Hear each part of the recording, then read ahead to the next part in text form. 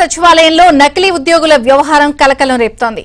Fake గుర్తింపు కార్డులతో సచివాలయంలోకి వచ్చిన నకిలీ ఉద్యోగులు సెక్షన్ ఆఫీసుల్లో దర్జాగా తిరుగుతున్నారు. సెక్షన్ ఆఫీసుల్లో అన్ని పనులు చేయిస్తాము అంటూ దందాలు మొదలుపెట్టారు. నకిలీ ఉద్యోగుల కదలికలపై నిఘా పెట్టిన ఇంటెలిజెన్స్ పోలీసులు వారిని అదుపులోకి తీసుకున్నారు.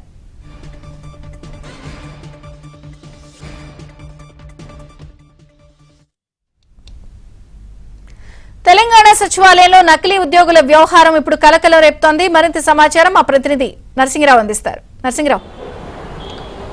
ఎస్ విజయ చంద్రిక, మీరు చెప్పినట్లుగా ఇప్పుడు ఈ వ్యవహారము రాష్ట్ర సచివాలయ వర్గాల్లో మాత్రము ఒక హాట్ చర్చకు దారితీసింది. నిజానికి రాష్ట్ర సచివాలయం అనేది రాష్ట్ర పరిపాలనకు ఒక గుండెకాయ లాంటిది. పరిపాలనా విభాగాలన్నీ కూడా ఇక్కడే ఉంటాయి. ఇక్కడి నుంచే రాష్ట్ర పరిపాలనా వ్యవహారం అంతా కూడా నడుస్తూ ఉంటుంది. అందుకే ఇక్కడ విభాగాధిపతులు ఉంటారు, ముఖ్యమంత్రి ఉంటారు, మంత్రులందరూ కూడా ఇక్కడే ఉంటారు. కాబట్టి ఇందులోకి వెళ్ళేటువంటి ఎంట్రీ పైన కొంత నియంత్రణ అయితే ఉంటుంది. సో ఉద్యోగులతో పాటుగా విజిటర్స్, మంత్రులను ఎవరినైనా కలవాలంటే, సెక్షన్లలోకి వెళ్ళాలంటే ఒక టైమింగ్ ప్రకారం వెళ్లాల్సి ఉంటుంది. లోపలికి వెళ్ళాలంటే ఒక పద్ధతి ప్రకారమో అనుమతి తీసుకొని, పాసులు తీసుకొని లోపలికి వెళ్లాల్సి ఉంటుంది.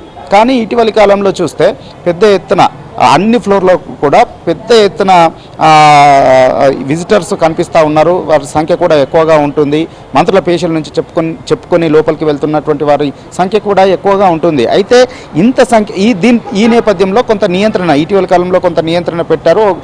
పాసులు ఉన్నటువంటి వాళ్ళనే లోపలికి అలౌట్ చేయడము, పాసులు తీసుకున్నటువంటి వాళ్ళకే అలౌట్ చేయడము, పర్టికులర్గా మంత్రుల పేషీల నుంచి అనుమతి పొందినటువంటి వారికే లోపలికి అనుమతి చేస్తూ ఒక నిఘాను అయితే పెంచారు ఇటీవల కాలంలో ఇక్కడ సచివాలయానికి సంబంధించినటువంటి భద్రతా సిబ్బంది. సో ఈ నేపథ్యంలో ఇటీవల కొంత నిఘాను పెంచినటువంటి సందర్భంలో ఒక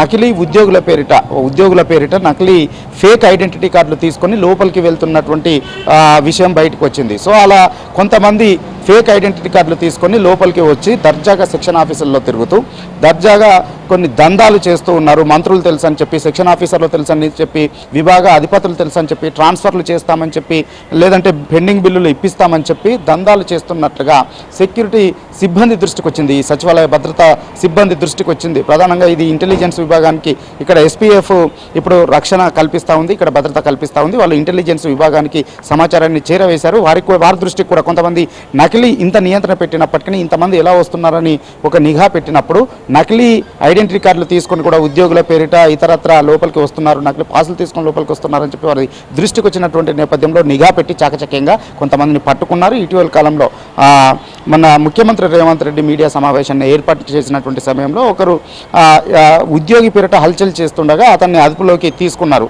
అతన్ని విచారిస్తే ఆయన నకిలీ ఐడెంటిటీ కార్డుతో అక్కడ చలామణి అవుతున్నట్లుగా గుర్తించారు. ఆయన దొరికినటువంటి వ్యక్తి ఖమ్మం జిల్లాకి సంబంధించినటువంటి భాస్కర్ రావు అనేటువంటి వ్యక్తి.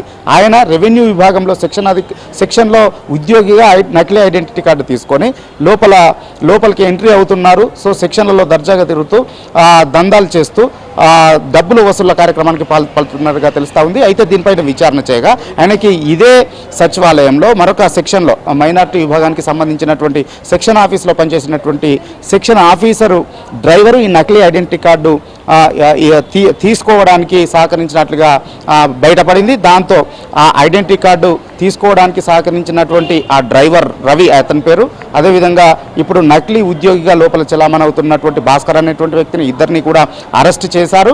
సైఫాబాద్ పోలీసులు వారిపైన కేసు నమోదు చేశారు. అయితే ఈ నకిలీ ఐడెంటిటీ కార్డులు తీసుకొని ఉద్యోగులుగా చలామణి అవుతూ వీరు ఏమేమి దందాలు చేశారు, ఎక్కడెక్కడ డబ్బులు వసూలు చేశారు, ఏ సెక్షన్లలో వారు ఫైరవీలు చేస్తూ ఉన్నారనేటువంటి సమగ్రమైనటువంటి సమాచారాన్ని లాగేటువంటి ప్రయత్నాన్ని తీసుకునేటువంటి ప్రయత్నాన్ని చేస్తూ ఉన్నారు. విచారణ కొనసాగుతూ ఉంది. విజయ చంద్రిక. Thank you Narasingarao.